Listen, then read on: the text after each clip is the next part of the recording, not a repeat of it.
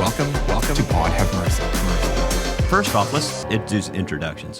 For everybody who doesn't know, is Vincent Anter and his wife Lisa. I'm going to let you two tell us about. Here comes Matt. We just do this. This is how we roll.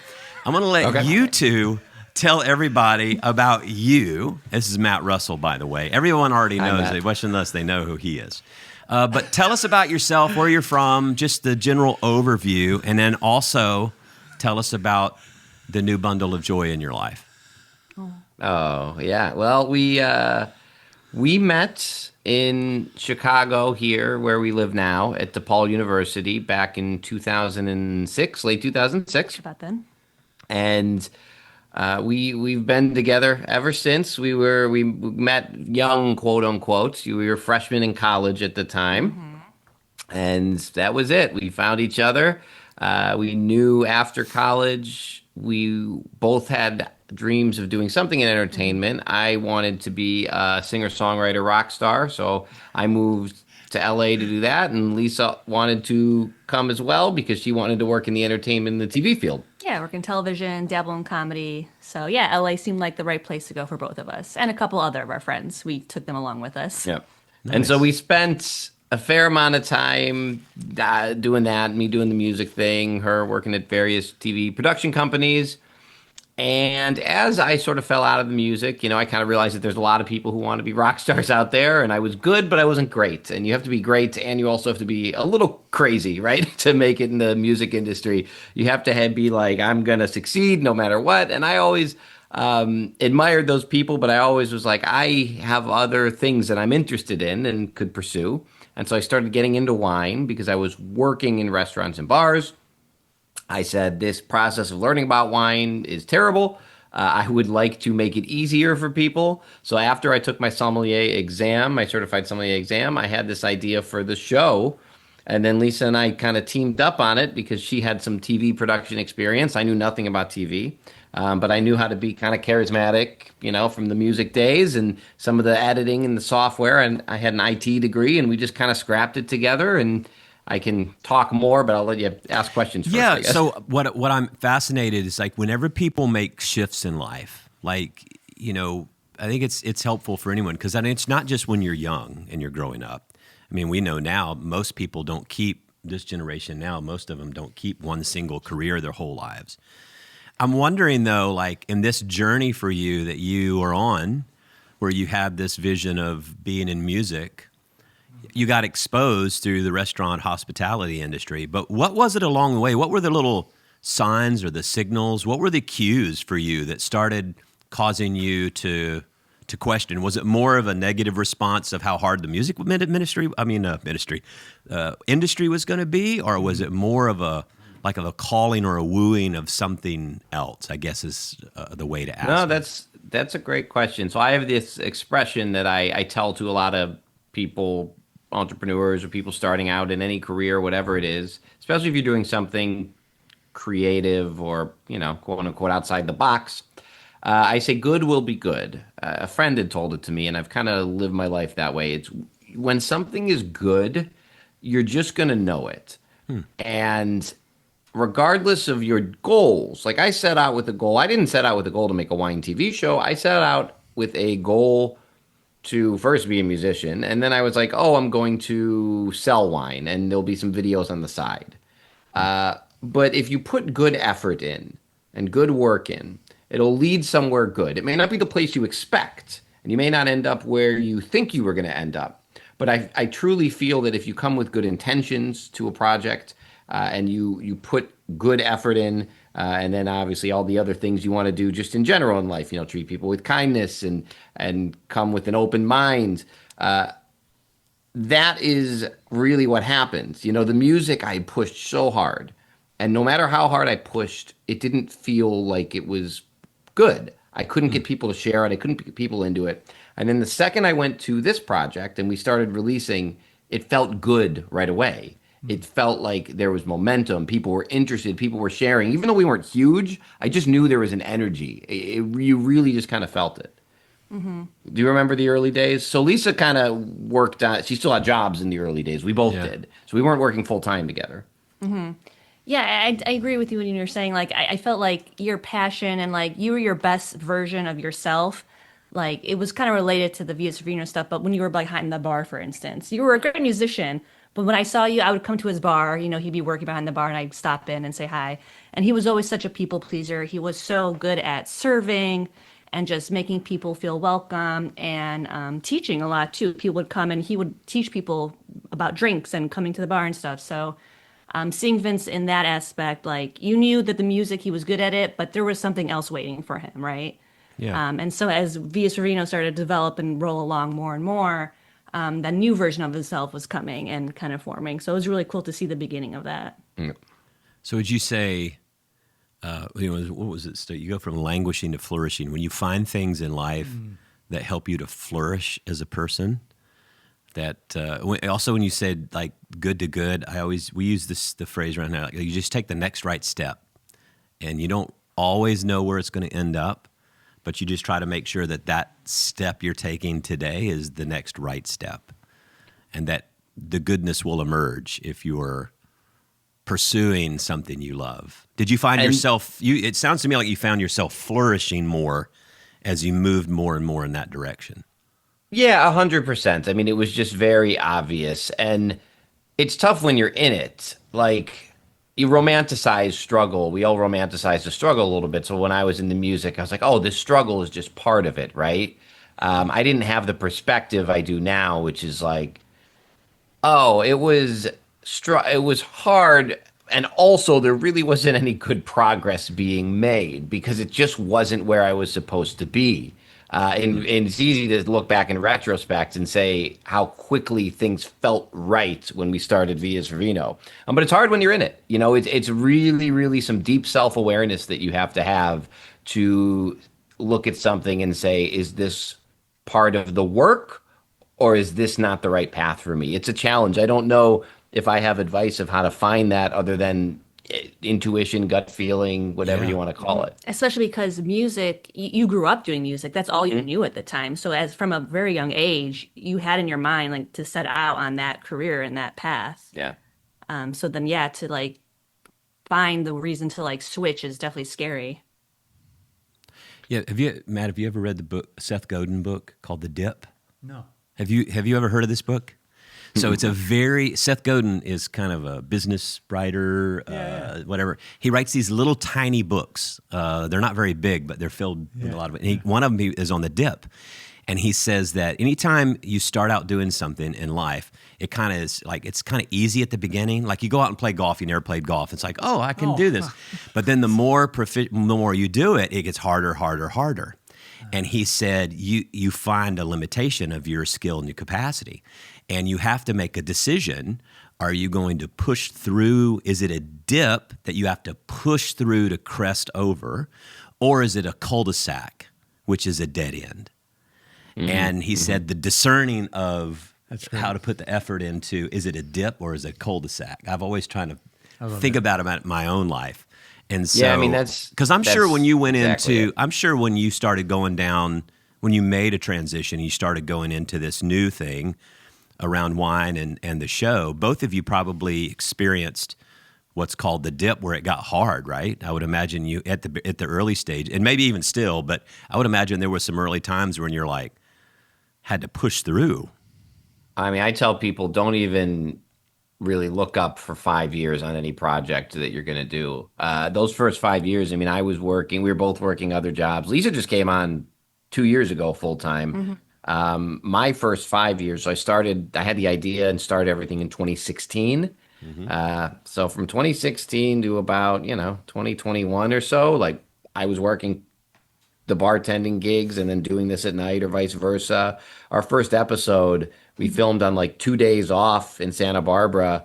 We barely got any sleep for 2 days. I didn't have any. It was a shoestring budget kind of thing.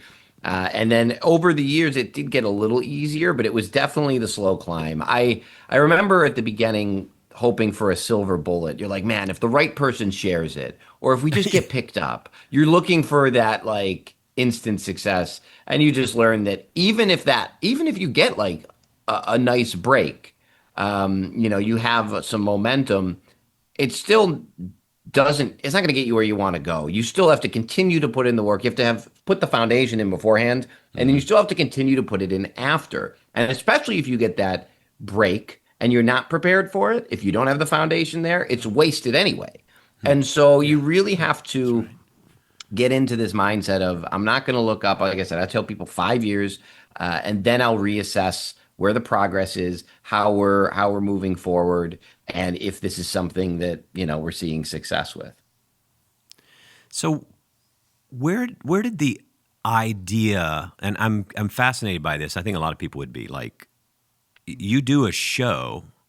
I discovered it on YouTube. I know you have like a landing web page where you can watch the videos and stuff too, but is it a YouTube show, or has it gone beyond that? Is it on like TV anywhere, or? Yeah.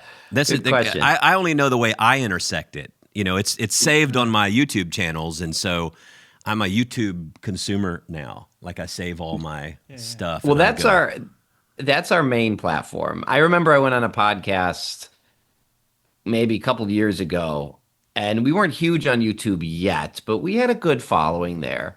And it was a TV podcast, and the host just kept asking me, kept pushing me, like, "Oh, like so then you'll get on a real network eventually, right?" And I was like, and I kept being like, politely, I was just like, "Well, YouTube's a really legitimate platform. There's a lot of big creators on there now. Yeah. This is before it was what it is today, but it was still pretty big." And he kept pushing this question, and I remember having to like hold my tongue and be like, you don't get it. Like you're not where it is. So we do believe that YouTube is the best place for us because a lot of reasons. Complete control over the message and the content. We also have worldwide reach there, which is, we have fans all over the world who reach out from India and Asia and Europe and South America. It's incredible. So that worldwide reach, and then that long tail SEO. So people search. They'll search a wine topic. They'll search, I'm going to Tuscany, what to do in Tuscany, what to do in Burgundy, and they find us that way. So that's a long way of saying YouTube's our main platform. But if you go to U.S. airports, or in those, so if you look at the terminals when you're waiting for your plane, we're in a lot of U.S. airports under the Reach TV network. We're on Amazon Prime, that we're not affiliated with Prime, but we submit. That's where we started. And it was on Amazon Prime, and we ended up moving to YouTube because of all the benefits that I had spoke about. Yeah, that's amazing. And then we're at about a dozen smaller networks, streaming networks. Syndication deal, but yeah. Well, if I would encourage everyone who pays attention, and I know maybe some folks who follow you guys and the show, I hope they'll watch this too and hear from you kind of just what's going on in life and everything. But if you've never seen, I will say, I think it was probably during COVID when I started drinking a lot more wine, like everyone did. And that might have been where I started stumbling across. I was always impressed, and maybe Lisa, you can speak to this. What you guys do for, like, I'm assuming, I don't think you have like a huge production crew. I think I saw in one of your episodes, it's like maybe 4 or 5 of you. But if you go and look at what you all are doing, the quality is as good as any. It's as good as this. I love Stanley Tucci. Stanley Tucci does Italy again on another network. But I love what he does with that. But it's as good as any of these shows. Lisa, you've got a background in this. Were you were the pro that brought all the skills to like make this thing like good? Sure. It's nice of you to say pro. I wouldn't go that far, but yes, having some experience working on various sets in LA and productions here and there. It was fun when Vince came to me with the idea and like asking me questions. I'm like, oh, I actually know some of this. And when he wanted to go to Santa Barbara on the first shoot, he's like, I'm like, do you know what a call sheet is? He's like, no. I'm like, all right, let's build one together. And like, do I have to get released? Like, what do I do to put people on camera? Do you need a release? And this is before the days of ChatGPT, right? Yeah. So I'm going through my folders, gathering info for him and helping him build, his templates. But yeah, it was just, just crazy going through that and like bringing my experiences and kind of like you said, like the quality of our show. Again, thank you, because it doesn't mean a lot because like you said, it is just a few of us, putting this together. And like my experience, like working on some TV shows, there's a person solely dedicated, like their whole career is spent working on lights, working on a camera, working on makeup, working on, props and stuff. And our sets, there's one person doing like 5 of those jobs. So it's like scary, but also very rewarding to like, know that just a small group of us is just putting together this nice quality product that people appreciate. So, Jeff, who's doing my makeup? I'm supposed to be doing that myself. You do? Yeah. there you go. Oh, okay. Well, I would guys say get it. whoever's doing Vince's makeup, they do a really great job. You could tell I'm going through an edit right now of one of our episodes, and Lisa wasn't able to come because she was pretty pregnant at the time. And I'm looking at this one take, and my hair is all over the place. And I go, this is what happens when Lisa's not on the set. I know, and it's just his buddy behind the camera, and you can only tell a guy so many times, like, hey, can you please make sure Vince's hair is combed right? There's no food on his face, his pants are buttoned, things are gonna, be missed. His wife. I can relate. Anytime we shoot something here at the church, I always ask Jeff, is my hair out of place? And he'll go, oh yeah. But if I don't ask him, I'll have something fly, and I'm like, we don't want to do that. We just got to make sure it's okay. I know, it's the Hey, worst. so and you he's looking at mentioned footage later. you mentioned pregnancy. Tell us about the baby. Tell us about the new addition to your family. We're all over the map here, but I think that's like a really big thing for you guys. Yeah, we have a baby now. We didn't see that coming. We weren't sure what we wanted to do in life. We were living life in LA, having a blast, and then we were getting a little older, and COVID happened, and we always said like if we were to start a family. We didn't see it happening in Los Angeles, just because we're both from the Midwest and big on family values and being close to that community of people. So once we did finally come back, we were like, let's, give it a shot. And here we are. We got a new little baby girl. She just turned 2 months old. Wow. And her name's Avery Eloise. And she is awesome. She's, everything. She's got a full head of hair. I think I saw a picture.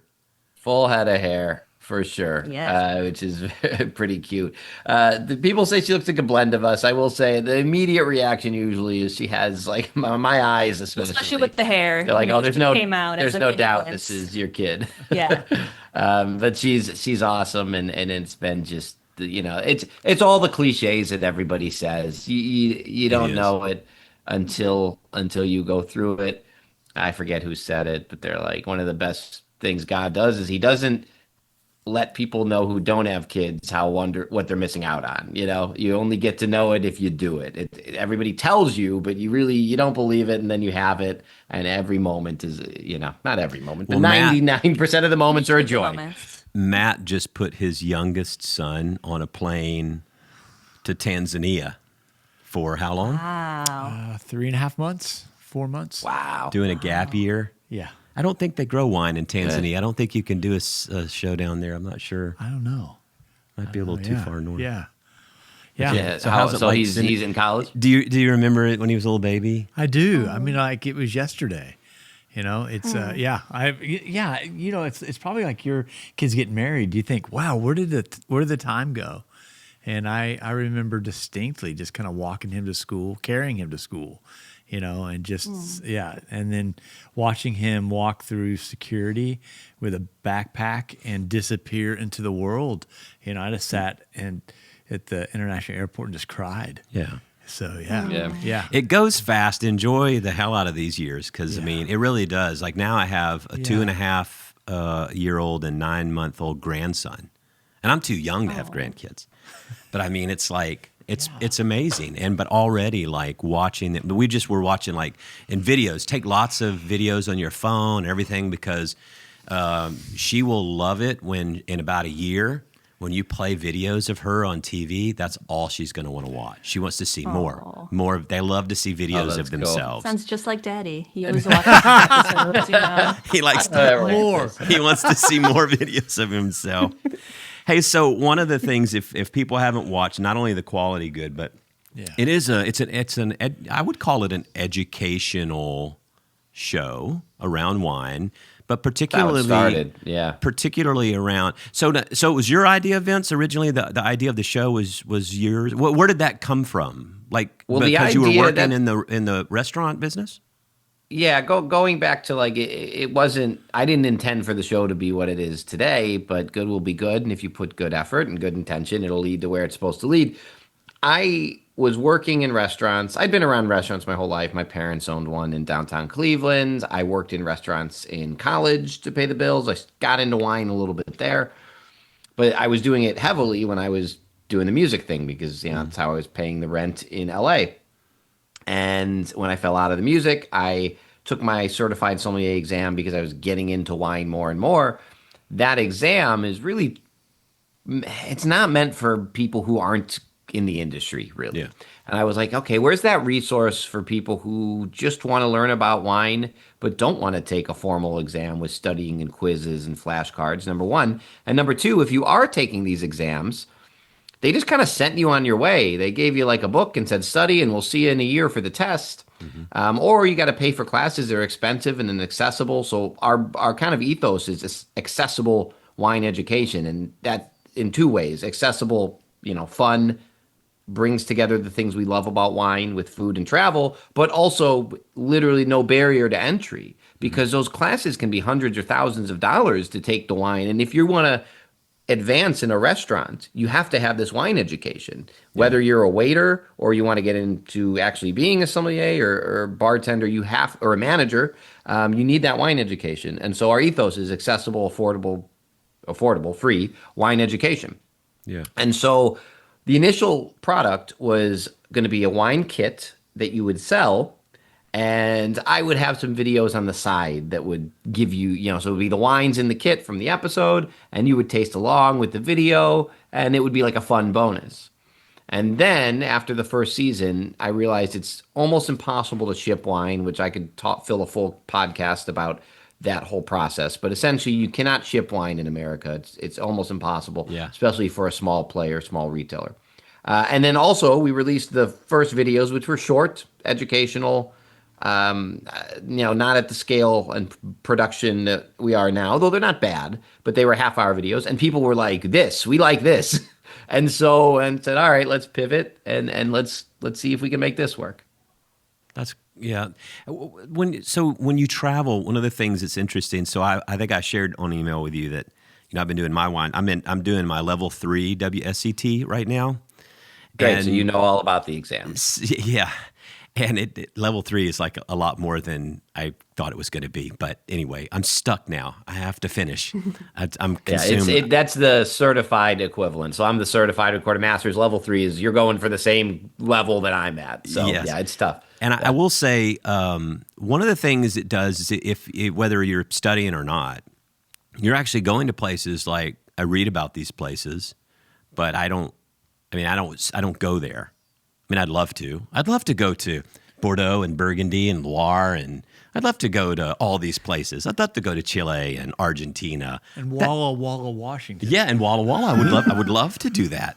But I still have a job and I still have responsibilities, and I also have, I don't have an unlimited vacation budget. And this is your side gig. This is this not is your a main hobby. gig. It's not my main thing. But to be able to to go just see Loire with you, and I'm trying to remember I think you two had like lunch or dinner on the river or something there in that episode or something. But it's like just to see the topography and see the geography, to see the river. You read about the river and the impact of rivers and just to watch and see all that stuff. If you're into it, it's just fascinating to be able to see the space. Right? To see it with your eyes and to see what the topography looks like. Because you read about it in a book, aspect and little lakes and rivers and slopes. But to see it in real life is a whole different experience if you're studying it, I think. And I would go one level further and say that wine is very unique in this sense. It's not just the beverage on the table. It's not just the terroir, though it is a big part of it. Terroir is everything you just described, the weather, the climate, the topography, the slope, all that. But it's the culture and it's the food culture around it and its traditions around it. I mean, it's this great intersection of history and geology and science and art and food and, the alcohol itself. And so we wanted to make a show. We didn't start this when we started, it had a little bit of that, but now we have a huge cultural component. Yeah. And I think that's really, really important to understanding the bottle that is in front of you. And that's our secret mission with the show, is to get people to travel to these places or travel more. I just think broadening, your worldview by travel is one of the greatest gifts you can give yourself. Even if it's bad travel, it's still like if you have a awful time, it still teaches you things. So I think it's really, really important. Especially for somebody like me who hasn't taken any of these exams. I consider myself a bit of an outsider to the wine world. But when I go on these trips with Vince and we meet the people and the winemakers, it just adds so much more context to the wine and where it came from and why it is the way it is and tastes the way it tastes. So yeah, just kind of jumping on what you said about the travel, like experiencing these places just is the best way to learn. It just adds so much more data for your brain to like comprehend the wine and like commit everything to memory. So that's kind of how I've been learning about wine. Yeah. There's in a theological term, but it can be used in anything. It's called dislocation. You have to be removed from your normal context. It's like when, in the church, when we send people like on a mission trip to Central America or Africa that's outside of their zone. There's something about being dislocated that's like causes you to process stuff in yourself, and you take things in. Like I remember the first time I ever traveled to, out, and I'm in Africa, right? And I'm walking down the street and I'm like, okay, this is strange. I'm the only white person that I see. Yep. Like I don't live that kind of experience, So to go to the places and the spaces and to see like this guy who's a chef and his brother goes fishing and he cooks what he gets out of the thing and all this sort of stuff is really cool. The way life is lived in different places. Yeah. I also think it's just interesting. I don't drink, but I love coffee. And so I think anything that comes out of the earth, has this flavor of the earth. And so to stand in the place of the earth where that is being produced, to realize that this is right here, this flavor is unique because of a set of circumstances that only happen here. And I've developed a taste for coffee to be able to tell, African coffee as opposed to Central America, and it's the same, when you stand in places to realize that people for centuries upon centuries have been giving their lives to develop a fruit, a bean.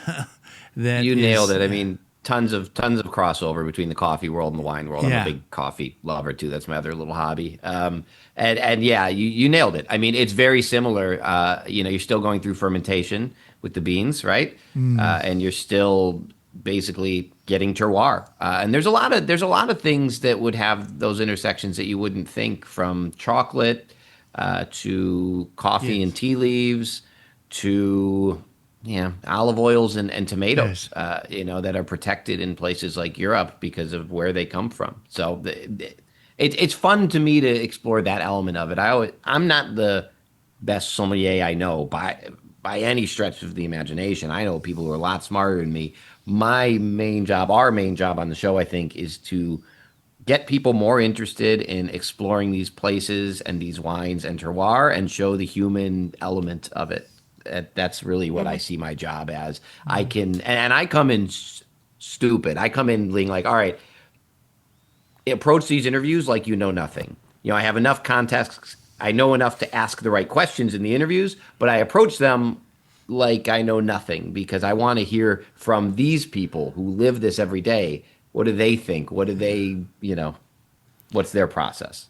Well, and that should lead to some content you develop. Like I was going to say, do you like the cat poo coffee? I've never had cat. I've never had the cat. That's talk about terroir. That's like a double terroir.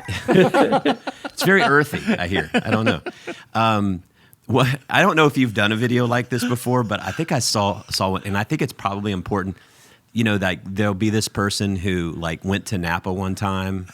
And they went to the tasting room in a winery and they heard the guy or the gal, teach them something.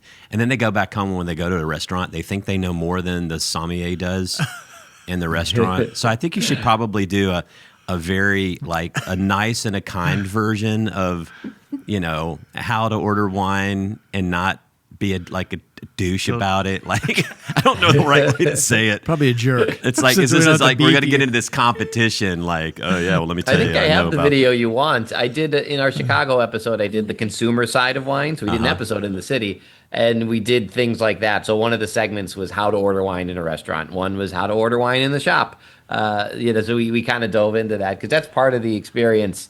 I know a lot about wine, and if I'm in a restaurant where the somm is, there is a somm and they know their list, I'm still leaning on the somm, even with my me knowledge, too. because I don't know that list. They curated the list, and there's, hundreds of thousands of wines out there, and they know their list better than I do. And I think most people think that they need to be that douche, right? And like come to the somm thinking like they know what they're talking about. But in reality, it's best to just kind of, like you said, lean on them and be kind of dumb and like have them guide you through the wine list, right? Yeah, I mean, that's how you learn. I think, like you said, when you walk in to a place with some humility to say, hey, I know a lot about this place, but what can you teach me about this place? Oh, yeah. Right? I mean, I think that's important. So of the places that you've been to so far and the shows that you've done, which one, well, it's like having a child. You can't say which one is your favorite child, but I would say which one has been your favorite that you've done, maybe the favorite place to go, or it might be different for each one of you, but I think probably different. maybe the favorite episode or the favorite place. Do you need to think? Well, I really enjoyed Portugal. Yeah, that's great. Yeah, you like that one too. And also, I Not haven't. my own, but Yeah, and when I haven't been at all the places that you've been, I haven't been on all the shoots. But that being said, I really enjoyed Portugal. I think for me, it was the first time that I experienced like Europe in such a like friendly, almost familiar way. You just feel at home there. Everybody's so nice. It's super affordable. It was just the most surprising to me. Going to that country and experiencing, life on the water and the restaurants, and going to the Douro Valley was just pretty incredible. So the whole mix of that country was really surprising. Portugal's my number one Europe recommendation for people first time Europe. Really? Okay. Yeah. I mean, Paris is. I love Paris. I love France in general. I love Italy. I love the UK. But if you want to just get a really great intro to Europe with affordable It's easy. food, hotels, wines. It's easy to travel. It's small and compact. It's got all the history and culture you want from a European destination. Big on Portugal. Yeah. For me, my favorite, I'll give you two answers. There's favorite episode, and then there's probably favorite place. Favorite episode was my Lebanon episode. I don't know if you've had a chance to watch that one. I did. You have some personal connection, I think, or history. Yeah. So yes, exactly, and so I won't spoil it for anybody who watches it, but it's a personal episode to me. I bring my brother along. We are half Lebanese, so there was a lot of personal connection there, and just those people have been through so much, and to see the way they are still committed to doing things like making wine and the joys of life is really special. So that's my favorite episode we've done thus far. Possibly my favorite place we've been to. Mine too. No, that's yeah. I'm Isn't gonna it say. gonna be Japan? Oh, Japan. Yeah, that's my favorite place. Anyway, that's not a wine destination. Oh, okay. Yeah, our favorite place we've been to in general is Japan. We can come back to that. No, but my favorite wine episode, at least destination wise, Lisa didn't get to come because again she was pregnant. I think Georgia, which is coming out this in November, and I'm not doing it to plug it. It was incredible. So it's the oldest wine country in the world. Yeah. So Georgia, the country, not the state. It's right. It's Eurasia. It's right next. It's attached to Russia by Azerbaijan and some other places. Wine culture was as embedded there as it is in France. Wine shops every corner, obsessed with wine, but they see it more as like a way to facilitate fun than like something that needs to be classified and very formal. The food was some of the best food I've ever had because it's this crossroads of Eastern European, Middle Eastern, and even some Asian influence. The city of Tbilisi, which is its capital city, is this modern, vibrant city with amazing restaurants and bars and cocktail bars. I mean, I just was so blown away. And then it's gorgeous. The landscape is entirely mountainous. So it's just a gorgeous country. Really had the whole package. I couldn't believe how amazing it was. That episode, I can't wait for people to see that episode because I didn't know anything about it going in. I think a lot of people don't know anything about it. And so I'll get to share that, which will be really cool. I only know orange wine. Yeah, so they make a lot more than that. Orange wine's only about 8 to 10% of what they make. They would say amber. Amber, yeah. Oh, is that what they call it? It's the Amber? same thing. Yeah, you could call it orange. Orange skin contact wine, amber wine, it's all the same. Yeah. No, that's good. I'm looking forward to it. That's your next episode will be out. I know y'all have been on a little break with the baby, and which is good. You should.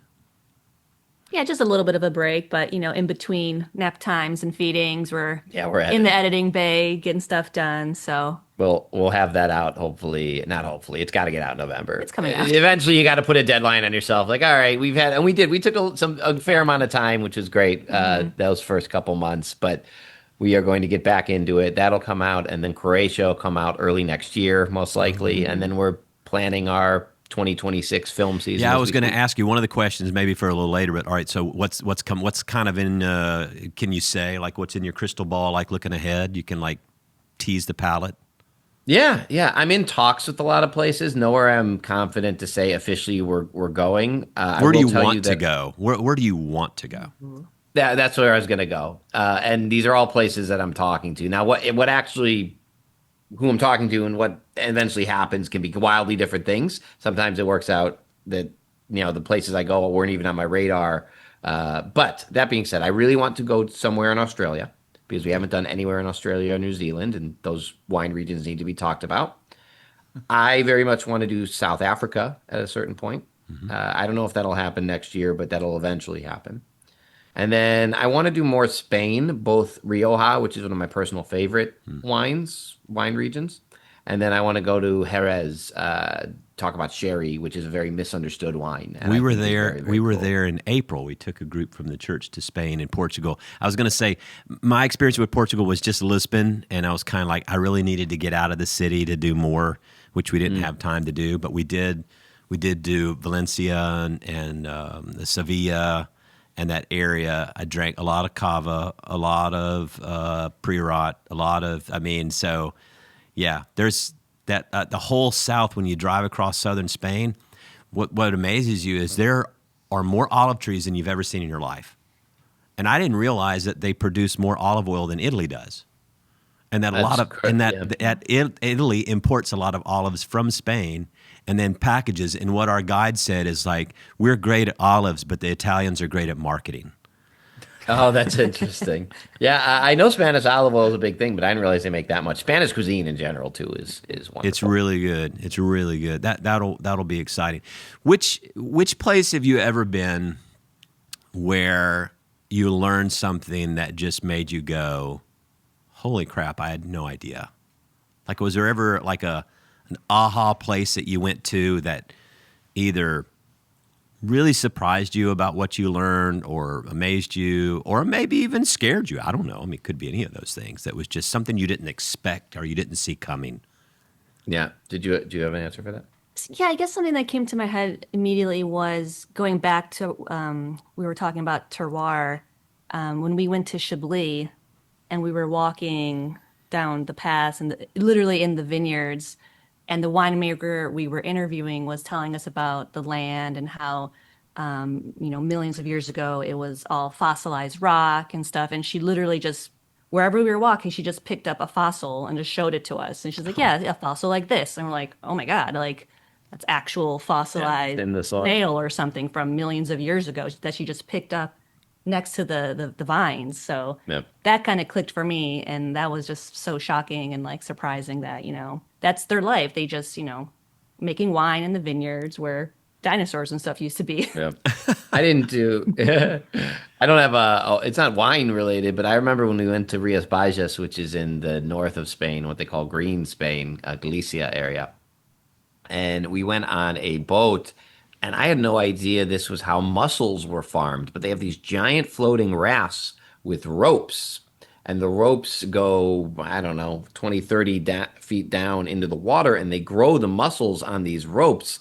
And these things are these giant, there's so much weight supported by these little floating rafts, and then that's how they grow them over years, and then they harvest them. I had no idea that was how that was done. I don't know what I thought it was, but it wasn't that. That's crazy. You got any questions? Matt, I told him, I said, do you want to sit in on this today? Because, Matt doesn't drink, but he loves to watch me drink, as I said earlier. He does like, hey, so when you're in and just maybe a couple more questions, and then I always like to ask people, it's like, what question did I not ask that I should have asked? So I want you to think about that. But one of the things interesting, so you were in music and you were in, Lisa, production and TV. Yeah. How do you, because both of those are creative places. They're both creative spaces. How has that kind of love or flourishing or nurturing of creativity, how do you see that like playing into what you've done? I know you've created a show, but as you do what you do on a regular basis, how do you leverage that creativity when it comes into the world of wine, which is very, wine's kind of like scientific and it's a lot of history and geology. How do you take that creativity in your education and kind of use that? I have some answers that I've seen you do, but it's just in how you think about that. Yeah, I'll brag about us a little bit. I don't think there's two people, and especially like my set of skills. I don't know if anybody could have made our show except for us. I kind of feel that way because I have this unique set of skills. We talked at the beginning about purpose and passion and why you end up somewhere. My set of skills being from comfortable in front of a camera and a performance background. I got an IT degree. I know how to, we edit the shows ourselves, and the editing is the product. It really, and it's also very expensive to outsource. So if we had to outsource it, we couldn't have got the show off the ground. So I said, okay, I'll learn it. I'll learn the software. I'll figure out how to edit. The music and the creative portion of it, there's literally music under our entire episode. There's not a second without music really, unless it's like for dramatic effect. And syncing that and bringing that into it so it feels like a dynamic full episode.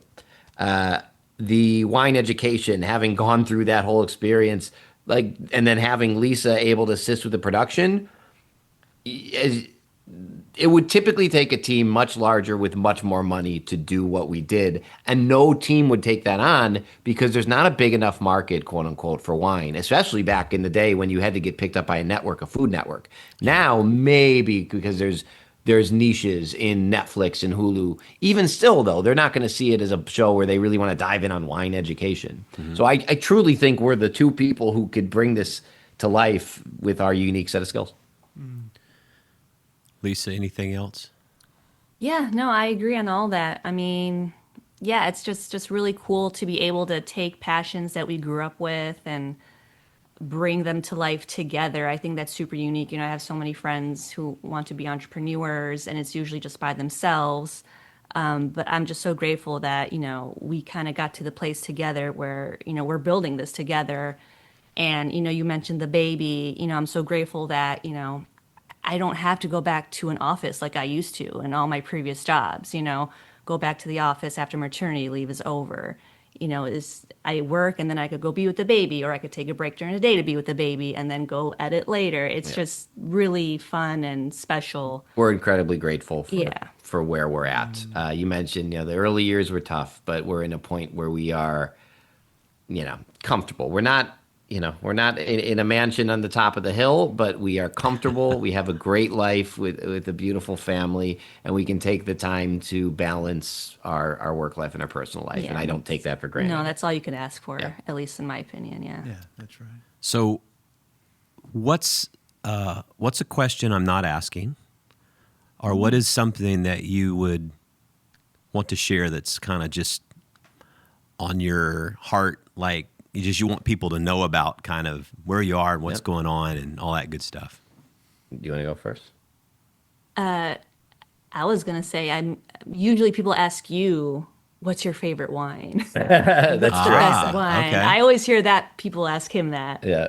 Well, Lisa, what's your favorite? All right, so Lisa, what is your favorite one? My favorite wine?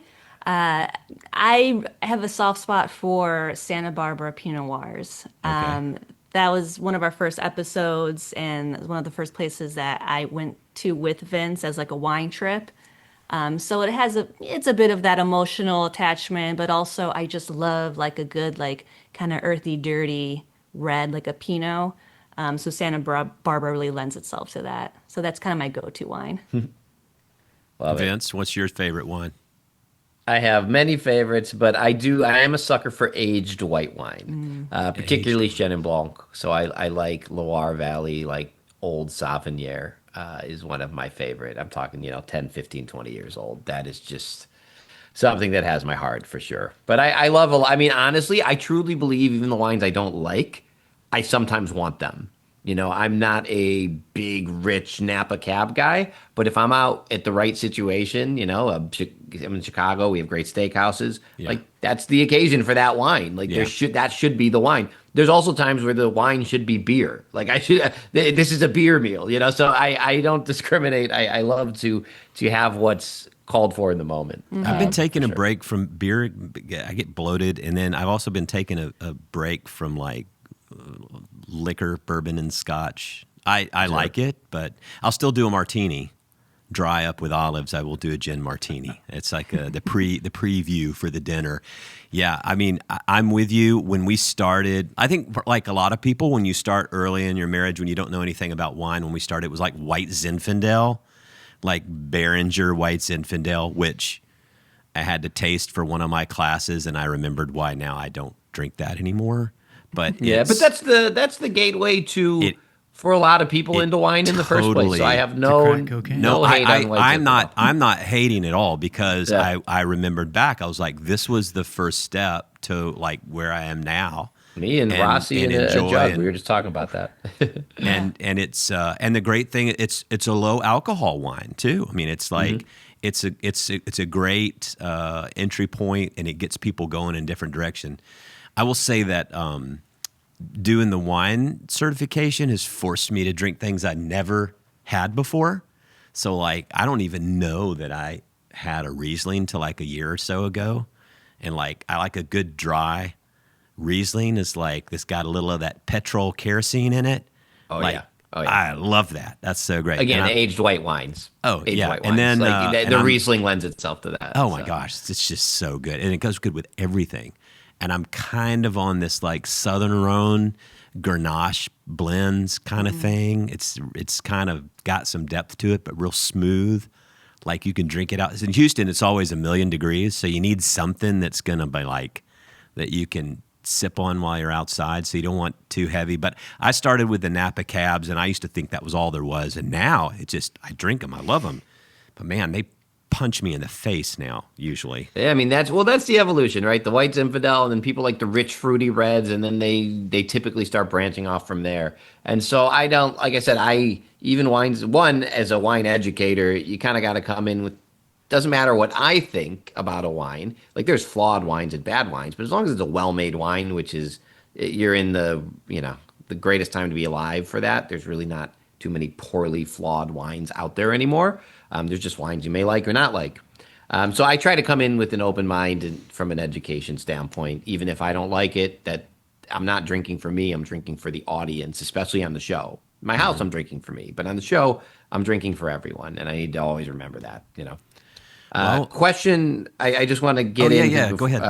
The question that you didn't ask me that I would say, I love giving both solicited and unsolicited advice to entrepreneurs or people going for some sort of, risky dream, especially because a lot of people potentially don't have anyone in their life telling them they can go for it. You maybe come from a more traditional household or an immigrant household that is like, hey, you're going to go this and you're going to do this and this, and this is what we do. It happens a lot. And there's oftentimes nobody out there telling people they can and should go for their dream idea, whatever it is.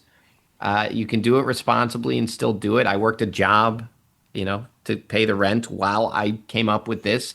But in 2025, the playing field has never been more level. I tell people you used to have a helicopter to get the drone shots that we get with a $200, $300 drone. It really, whatever you want to do, there's a lot of ill on the internet, but there's a lot of amazing things that this technology has brought us. And so if you have a dream, you should go for it. And if you approach it, the number one mindset shift that I made last piece of unsolicited advice I'll give to entrepreneurs, was switching to a mindset of gratitude. The year I did that, I started to see everything turn around. It's hard to sometimes have gratitude when you're in the weeds, when you're in the work, when you play any sort of keeping up with the Joneses game. You have to look past all that. You have to be so grateful for what you have. I'm sure you preach that often, especially if you go on these mission trips to places that you see it in person. You have to be grateful for what you have. And when you switch your mindset to that, you will see success. I guarantee it. That's great advice. I mean, like, especially the reason I originally reached out to you is that it's fascinating to me, that whole shift that makes, and so in spirituality, you might call it conversion. We call it like a vocational calling. And people do different language or different terms depending on their vocabulary and where they are. If they're not a spiritual or faith person, they might use something different. But it really taps down into something inside of you that you feel a yearning, a calling, an urging, a passion. You can fill in lots of words that then propels you into a direction you may not have thought you would have, a road you would not have journeyed down. And the things you experience down that road can be very rewarding and enriching in your life. I mean, you probably didn't think when you moved from Cleveland to LA that you'd be like where you are now and doing what you do now. But that's part of the beauty of the journey. And how long ago was that? How many years has that been? Well, we moved to LA in 2010. Yeah. Okay. 2000 LA. Chicago. We met in 2006. But you started the show in 2010. 16, you said, right? In 2016? Yeah, I had 5 years or so of doing the music thing. Okay. Yeah, and then we started in 2016. Where in LA? We were in Santa Monica. Okay. One of the best places of LA, in my Yeah, opinion. Nice, absolutely. near the beach. We had a really, really rundown apartment that we shared with four people, 3 bedrooms, but 7 blocks from the beach. it was very close to the beach and in a great part of town. So we looked past the rundown apartment.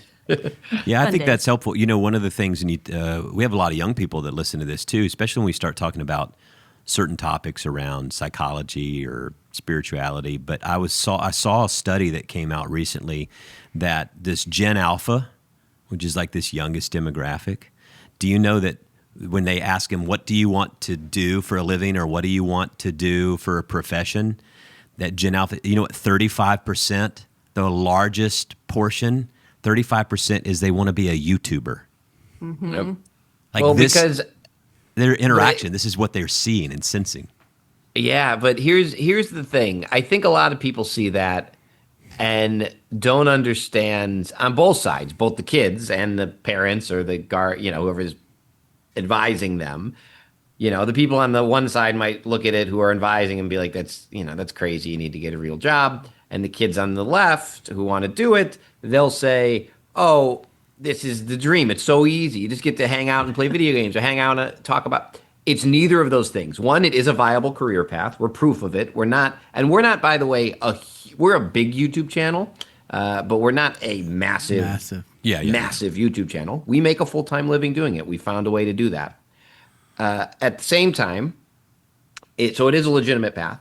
But on the other side, it is not just, it's so much work. I mean, I just can't even stress how much work it was and still is, so it is both of those things. And I think people will learn to reconcile that. It's a new field right now, and I think people don't quite understand it yet, but it is a real economy. And my hope is that AI in particular and all this technology changes we're seeing will free people in its best form, best iteration. It will free people to pursue creative pursuits that help kind of fill their soul and take away some of the more monotonous tasks that now we have to have humans do because we have no other choice. So that's my dream.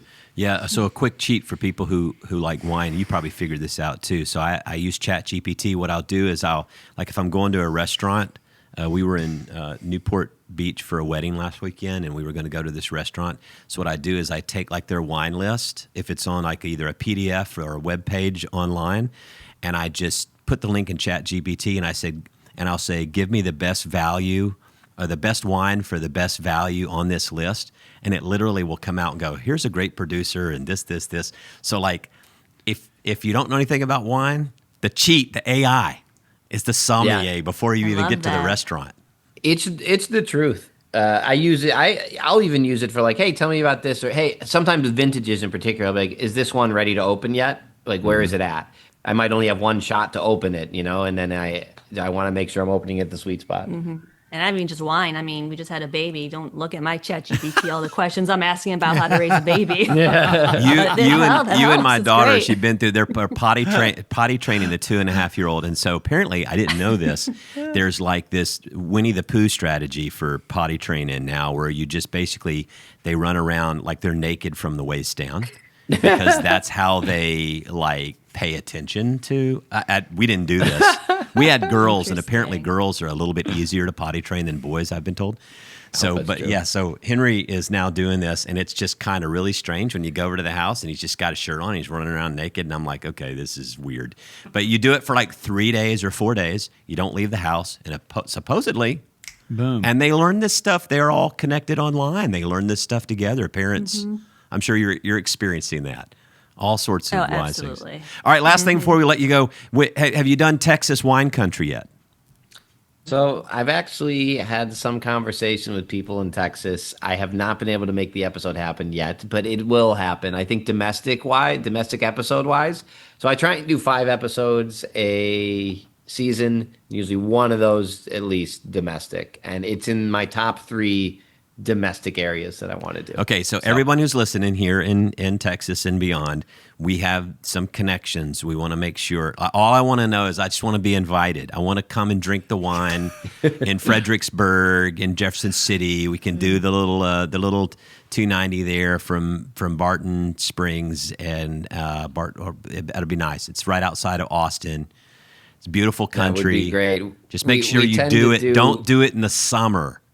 Yeah, I believe when it's super hot. But yeah, I just want to come watch you do the. We'll put you down. We'll get you in the episode. I can see the motif now. You guys having a little barbecue, drinking some wine. Oh yeah, we'll wear our Texas gear. We'll get you looking like a cowboy. That'll be awesome. Exactly what I want. Yeah, but there was a big article in the Texas Monthly just this past month. I think it was Texas Monthly where, some of the vineyards up there are actually starting to do some real good stuff. They'll grow a lot of the grapes farther north, kind of panhandle-ish, but then they ship a lot of the grapes and the juice down, and they make the wine there in the hill country in Fredericksburg. It's the biggest AVA in the United States of America. Most people don't know this. But it's also a big touristy area, so there's a lot of traffic and stuff that goes on there.